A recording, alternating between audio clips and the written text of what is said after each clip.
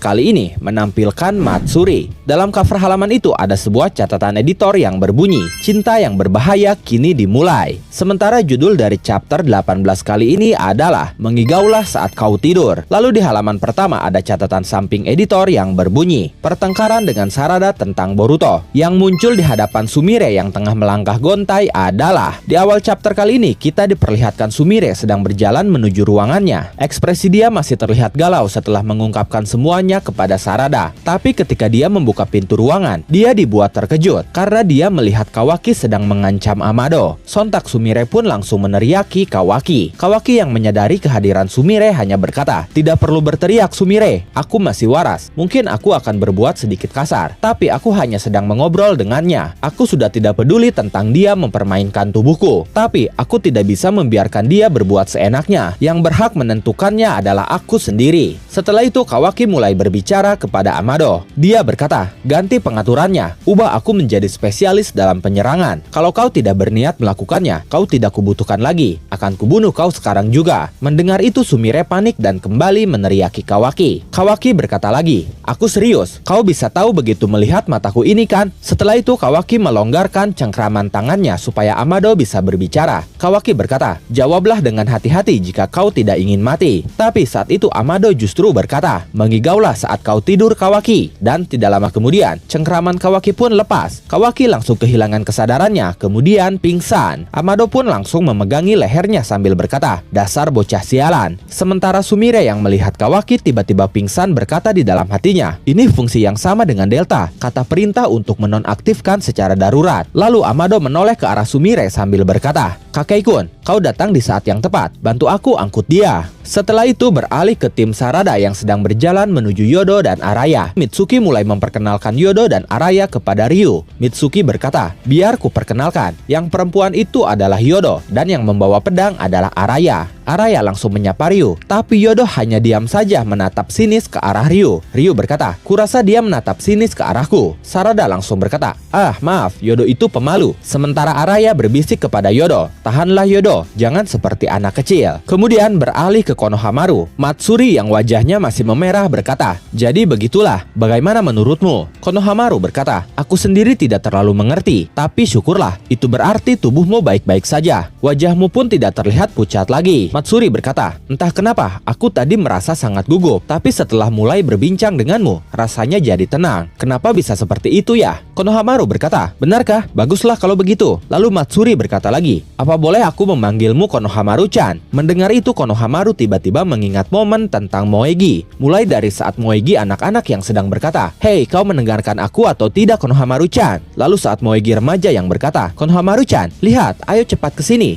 Hingga Moegi dewasa yang tetap memanggilnya Konohamaru-chan. Setelah itu Matsuri berkata, "Bagaimana? Boleh tidak?" Konohamaru terdiam dan tidak bisa menjawabnya. Setelah itu kembali ke tim Sarada. Ryu berkata, "Omong-omong, petunjuk keberadaan si Boruto sialan itu ada di mana? Katamu ada di sekitar sini." Sarada panik karena dia sebelumnya memang mengatakan hal itu kepada Ryu. Dan saat ini Sarada kebingungan menjawab pertanyaan Ryu. Lalu tiba-tiba Ryu mengeluarkan pasir besi dari tubuhnya. Sarada pun terkejut. Dia berkata, "Tunggu sebentar Ryu, kau sedang apa?" Ryu menjawab, "Ini pasir besi. Ini kemampuan pendeteksiku. Dengan menyebarkan ini, aku bisa mengetahui berbagai macam hal. Akan kucoba menjelajahi area ini sebentar. Jika si Boruto sialan itu ada di dekat sini, aku bisa segera menemukannya." Saat itu pasir besi pun mencapai Yodo dan Ryu merasakan sesuatu darinya. Ryu berkata, "Aku merasakan nafsu membunuh yang luar biasa dari Yodo. Ternyata kau memang menatap sinis ke arahku ya. Nafsu membunuhmu itu pun tidak biasa." Lalu Yodo berkata, "Abaikan saja. Kami para shinobi memang selalu seperti ini." Melihat situasinya mulai gawat, Mitsuki mencoba mengalihkan perhatian Ryu. Mitsuki berkata, "Hei Ryu, ada yang ingin aku pastikan. Boruto itu buronan dari desa Konoha. Itulah kenapa kami mengejar Boruto untuk menghabisinya. Kalau kalian, kenapa kalian mengejar Boruto?" Ryu menjawab, "Aku sendiri tidak terlalu mengerti alasannya. Hanya saja, sepertinya Boruto terlalu banyak tahu tentang sesuatu. Contohnya tentang Togedama." Sarada langsung berkata keheranan, "Togedama?" Lalu Ryu melanjutkan ucapannya dengan berkata, "Ya, selain itu ada beberapa hal lain. Dan bagi kami hal itu cukup meresahkan. Oleh karena itu, Jura Senpai memutuskan bahwa Boruto perlu dibunuh." Sarada kembali berkata, "Togedama ya? Kalau tidak salah Boruto memang pernah menyebut kata itu. Omong-omong Ryu, bagaimana kalau Togedama itu kita gunakan sebagai umpan untuk memancing Boruto ke sini?" Setelah itu beralih lagi ke Kawaki. Kawaki Kawaki baru saja tersadar dari pingsannya. Amado berkata, "Jangan membuat keributan, Kawaki. Ayo kita bicarakan dengan tenang. Aku mengerti apa yang ingin kau katakan. Eksistensi Shinju itu memang berbahaya. Jujur saja, kemunculan mereka benar-benar di luar prediksiku. Untuk bisa melawan mereka, tidak ada cara selain mengubah pengaturan kemampuanmu menjadi tipe penyerangan. Hanya saja, aku punya syarat." Setelah itu, Amado berjalan ke sebuah tabung di mana di dalamnya ada sebuah klon. Amado berkata, "Dia bukan Delta. Itu tubuh klon terbaru yang aku persiapkan sebagai wadah untuk reinkarnasi putriku Akebi. Selanjutnya, tinggal menanamkan karmamu pada wadah ini. Dengan begitu, putriku akan bangkit lagi. Putriku akan kembali ke dunia ini melalui reinkarnasi, sesuai dengan data yang aku tanamkan pada karmamu. Reproduksi jiwa yang sudah berkali-kali mengalami kegagalan, perbuatan yang hanya bisa dilakukan dewa. Semua yang kulakukan hingga hari ini adalah usahaku demi mencapai titik ini. Inilah satu-satunya tujuan hidupku.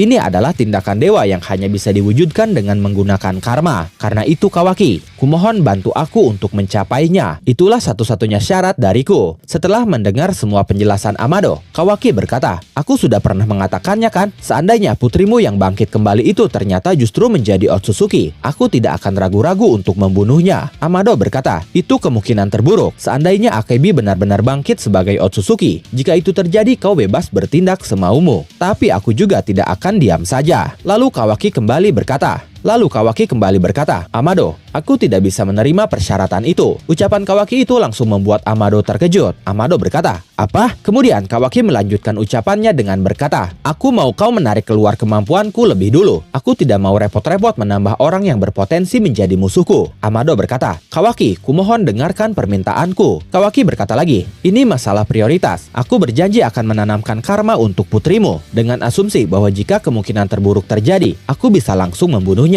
Semua itu akan kulakukan setelah semua musuh yang ada sekarang berhasil dimusnahkan." Di sini Amado terlihat mulai panik. Dia berkata, "Dengarkan aku, Kawaki. Saat ini kau memiliki kemampuan pertahanan dan penyembuhan yang membuatmu hampir tidak bisa mati. Tapi jika kemampuanmu diubah menjadi tipe penyerangan, tidak ada yang bisa menjamin keselamatanmu. Jika kau sampai terbunuh oleh mereka, bukan hanya kau yang tamat, tapi mimpiku juga." Kawaki berkata, "Dengar ya Amado, yang aku inginkan itu bukan jaminan hidup, tapi memperbesar kemungkinan untuk berhasil membunuh mereka. Amado, kau tidak perlu mengkhawatirkanku. Untuk membunuh para monster itu, kau cukup membuatku menjadi monster yang melebihi mereka, entah melalui sains atau apapun itu. Perkuat aku dengan segala cara sampai melampaui batasku. Shinju, Code, lalu Boruto, kau akan bertemu kembali dengan putrimu setelah mereka semua kuhabisi." Amado semakin panik mendengar ucapan Kawaki itu. Setelah itu beralih lagi ke Konohamaru. Matsuri wajahnya masih sangat merah. Dia memegangi kedua pipinya sambil berkata, "Ini hari yang paling membahagiakan dalam hidupku. Tidak kusangka bisa berbincang banyak hal denganmu, Konohamaru-chan. Ya, padahal perjalanan hidupku masih terbilang singkat, tapi aku senang bisa bertemu dengan Konohamaru-chan seperti ini." Lalu tiba-tiba Konohamaru memotong ucapan Matsuri dengan berkata, "Sebentar, tunggu dulu. Nama itu,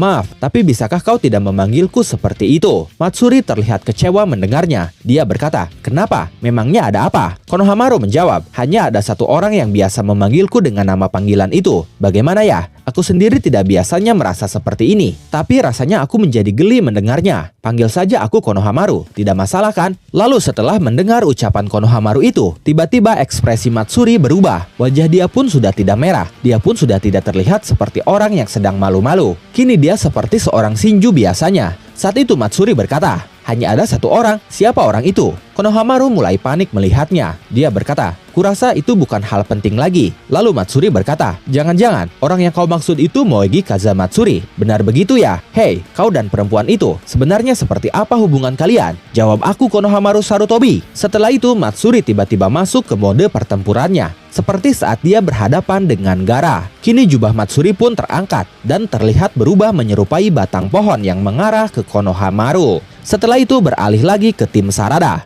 Ryu berkata, "Benar juga, kita bisa gunakan Togedama sebagai umpan ya. Itu ide yang bagus." Setelah itu Ryu mengeluarkan Togedama dari dalam tubuhnya. Togedama itu terbang dan melayang di udara. Sarada yang melihat itu langsung berkata di dalam hatinya, "Togedama, sama dengan yang kulihat waktu itu." Araya yang melihatnya berkata di dalam hatinya, "Benda itu." Sementara Yodo berkata, "Togedama." Setelah itu Ryu berkata, "Nah, sekarang kira-kira akan berhasil memancingnya atau tidak ya?" Lalu tiba-tiba tanpa ada instruksi apapun, Yodo melompat dan berusaha meraih Togedama yang sedang melayang di udara. Araya panik melihatnya. Dia berkata, "Yodo, jangan!" Tapi sebelum tangan Yodo berhasil menggapai Togedama, Tubuh dia tiba-tiba tidak bisa bergerak. Yodo berkata di dalam hatinya, "Tubuhku, kenapa aku tidak bisa bergerak?" Melihat itu, Ryu berkata, "Ternyata benar-benar terpancing ya, sesuai prediksiku. Sudah kuduga akan menjadi seperti ini." Mitsuki berkata di dalam hatinya, "Dia tidak sebodoh itu ya." Lalu Ryu pun menyebarkan pasir besinya kepada yang lain, sehingga mereka semua tidak bisa bergerak. Sarada berkata di dalam hatinya, "Pasir besi Ryu menyelubungi tubuhku." Lalu Ryu berkata, "Para shinobi sekalian, kalian ini jahat sekali. Jika dihianati seperti ini, aku bisa trauma. Kurasa kalian harus diberi hukuman." Kemudian tiba-tiba Sarada melompat ke arah Yodo yang masih melayang di udara. Sarada pun saat itu memegang kunainya di tangannya. Sarada berkata di dalam hatinya,